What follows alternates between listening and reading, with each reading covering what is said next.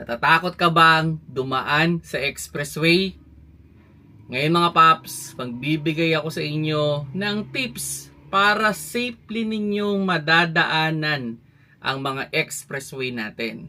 Pero syempre, bago tayo pumasok sa expressway, siguraduhin muna natin na nasa maayos na kondisyon yung ating sasakyan. I-check natin yung ating gulong, yung fuel, yung mga ilaw natin, at yung ating side mirror bago tayo pumasok. Siguraduhin din natin na may load na yung ating RPD. And planuhin na rin natin kung saan tayo i-entry at saan tayo i-exit. At siguraduhin din natin na naka-seatbelt tayo pag tayo ay nagdadrive. Okay, then yun. Ngayon, nagbibigay ako sa inyo ng ilang tips para safely nyo talagang madadaanan ang mga expressway. At ang number 1 dyan, maintain safe speed. So, ang pinaka-idea dito, kung ano yung nakalagay dyan o nadadaanan ninyo mga karatula na speed limit, sundin ninyong mabuti yon. Kung nakalagay dyan na 80 kph, hanggang 80 kph lang kayo. Huwag na kayo mag-aabove doon. Naaral na nila yan. At yan na yung pinaka-safe na speed dyan sa kalsada na yan. So, maging mapagmamasid kayo dun sa kalsada. Kung may nakalagay na 100, di okay, tumakbo ka ng 100. Kung may nakalagay na 60, 60 lang. Sundin natin mabuti yon. Kasi, yun nga, isa yan sa mga mean para maging safe kayo. I-maintain nyo yung safe speed. And pangalawa, keep the safe distance. Ayan. Lalo na pag gabi at umuulan at habang bumibilis yung sasakyan ninyo, dapat lumalayo rin yung distansya ninyo dun sa sinusundan ninyo. Okay? Kung halimbawa, sabihin na natin, ang isa sa mga safe dyan is kung 60 kph at di sana mga 2 o 3 sasakyan. Kung more than dun, lalo pang humahaba dapat yung distansya ninyo. Ang idea kasi dun, para in case man na nag-emergency brake, yung nasa unahan mo, meron ka pang enough space para mapreno mo rin yung kotse mo. Hindi mo kasi alam paano pala kung yung sinusundan mo baguhan or kabado sa pagdadrive sa expressway. So at least you have the safe distance. Ang pinaka-idea, habang bumibilis ang sasakyan, lumalayo ang distance mo dapat dun sa unahan mo. Then yun, stay in proper lane. Yan, ito, yung mga bumababad sa overtaking lane. Huwag tayong bumabad dyan. Ito sa totoo lang. Sa ilang beses kung dumadaan sa expressway, most of the time, ang may maraming aksidente ay yung overtaking lane. Kasi ang daming bumababad.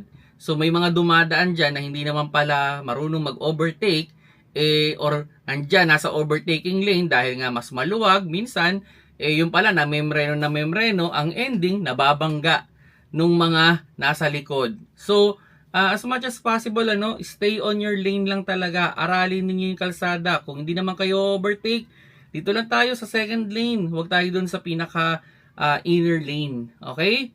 So, yun lang idea doon. Then, use signal light early. Ayan. Habang bumibilis yung sasakyan natin, o bumibilis tayo, or kung malayo pa tayo, mas okay na nag-early signal light na tayo. Yan. Kumbaga, kung mabilis yung sasakyan, malayo pa lang, dapat nag-signal light na tayo. Para at least, aware yung mga sasakyan ninyo na nakapaligid sa inyo na liliko ka pala o gigilid ka pala. Okay? Kumbaga, wag biglaan. Kasi ako, ang idea ko dito, as much as possible, yung pagdadrive natin sa expressway, like for example, mag-change lane tayo, para lang tayo nag-glide. Yung parang dahan-dahan lang na tayo pumapasok dun sa lane. So, nagsisignal tayo, then dahan-dahan tayong pumapasok. Hindi yung parang ikakabig mong bigla. Nako, paano kung yung nasa likod mo, hindi aware dun sa ginagawa mo? Kasi ito ang pinakamagandang idea kasi dyan, para safe talaga tayo sa expressway, yung movement ng sasakyan mo ay predictable.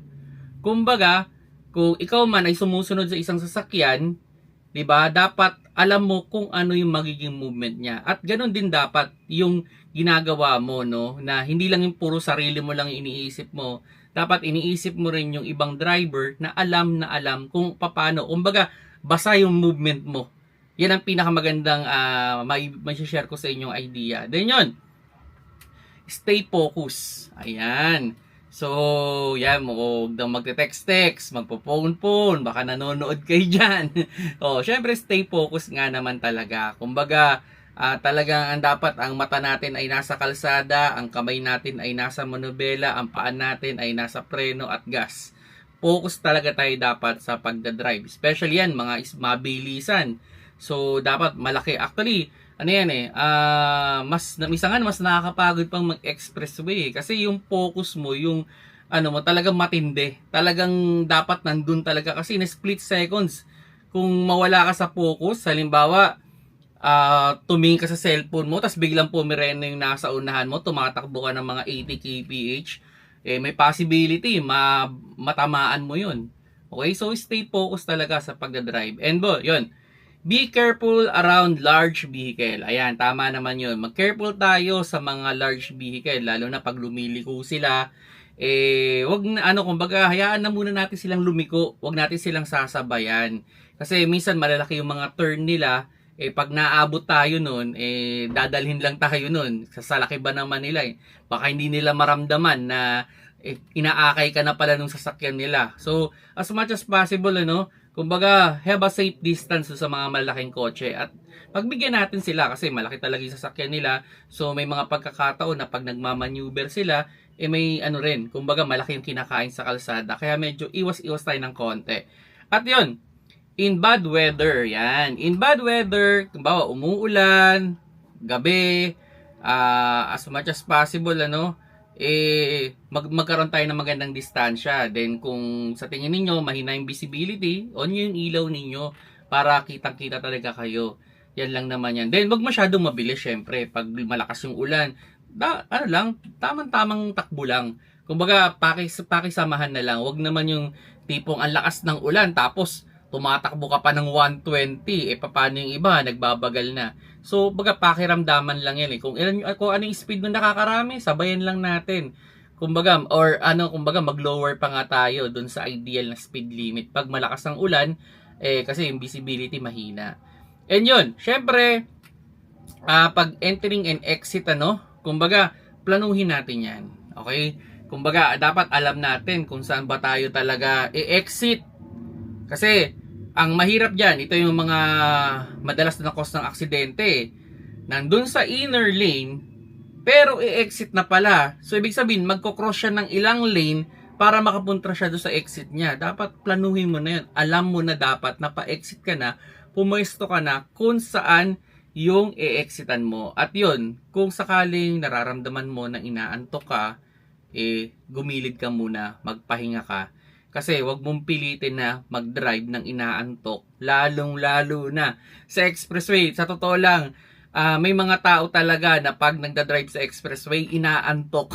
Kasi nga, dire-diretso lang, halos wala namang movement yung manubela, di ka naman magkakambyo, apak lang ng gas. So iba, inaantok talaga, parang hinihili sila ng expressway. Pero pag inaantok ka, gumilid ka, kumbaga magkape ka muna or palipasin mo muna yung antok mo, gilid mo, punta ka doon sa mga gasoline station dyan, pwede namang mag-park doon. Kasi sabi mo, inaantok di ba? And yun, kung sakali man na tayo ay mag-expressway, siguraduhin talaga natin na may enough load yung ating para hindi na tayo makaabala sa ibang motorista. Kumbaga, pag pumasok tayo sa mga RFID or doon sa mga may bayad, dapat meron na tayo talagang load para hindi naman tayo makaabala kasi minsan nakakaabala yung iba wala naman palang load tapos doon pa magbabayad dapat may RPID sila. So yun lang mga paps yung idea sana nakakuha kayo ng maliit na idea dito. You can share this video especially do sa mga new car owner dyan or new driver na natatakot mag-drive sa expressway. So sana makatulong sa inyo to at you can share this video. At kung nagustuhan ninyo at nakatulong sa inyo, pakipress naman yung like dyan para naman gumanda-ganda yung views ng ating mga video. Salamat sa panonood. Keep safe mga paps.